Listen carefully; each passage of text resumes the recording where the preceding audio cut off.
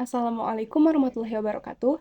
Perkenalkan, saya Najwa Herenisa dari STI Esa Anggana Garut, semester 4A dengan NIM 22110010, akan menjelaskan materi mengenai perencanaan produksi dan pengendalian agregat yang bersumber dari buku Operation Management, terbitan CP Aksara Global Academia, tahun terbit 2022.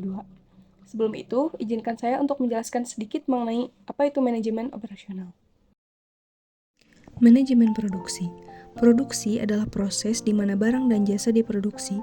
Konsep produksi yang lebih luas ini diterapkan ke sejumlah besar sektor ekonomi non-manufaktur seperti transportasi, energi, kesehatan, dan lain-lain ke dalam tinjauan manajemen produksi. Hal terpenting yang menjadi ciri dari fungsi produksi adalah menyatukan orang, mesin, dan bahan untuk menyediakan barang dan jasa sehingga memuaskan keinginan orang atau pasar. Karena organisasi manufaktur dan jasa melibatkan fitur yang disebutkan tadi, oleh sebab itu istilah manajemen produksi secara bertahap digantikan oleh istilah manajemen operasi atau manajemen operasi. Di dalam manajemen produksi, terdapat perencanaan produksi dan pengendalian agregat yang akan kita bahas saat ini. Yang pertama, pengertian dari perencanaan dan pengendalian produksi. Perencanaan produksi adalah penentuan, akuisisi, dan peraturan semua fasilitas yang diperlukan untuk produksi di masa mendatang. Sedangkan pengendalian produksi adalah meninjau seluruh aktivitas perusahaan mulai dari kemajuan pekerjaan, melakukan koreksi sehingga memastikan bahwa produksi berlangsung secara terprogram. Tujuan dari perencanaan dan pengendalian produksi adalah untuk merencanakan kegiatan produksi secara sistematis, untuk menyediakan kebutuhan pabrikan, untuk menjadwalkan fasilitas produksi secara optimal, untuk mengkoordinasikan setiap aktivitas produksi, untuk memastikan kesesuaian komitmen pengirim dan menginformasikan kendala yang terjadi pada apartemen penjualan, dan untuk menginformasikan manajemen sebelumnya tentang kesulitan yang terjadi di kemudian hari dalam mencapai target. Horizon perencanaan produksi. Horizon perencanaan produksi bersifat hierarkis dan memiliki cakrawala waktu yang berbeda.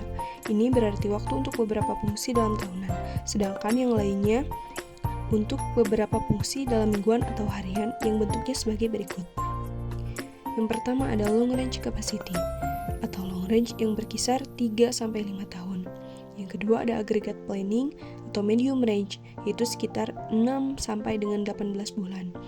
Dan yang ketiga ada master production scheduling atau short range yang berkisar pada per hari ataupun per minggu.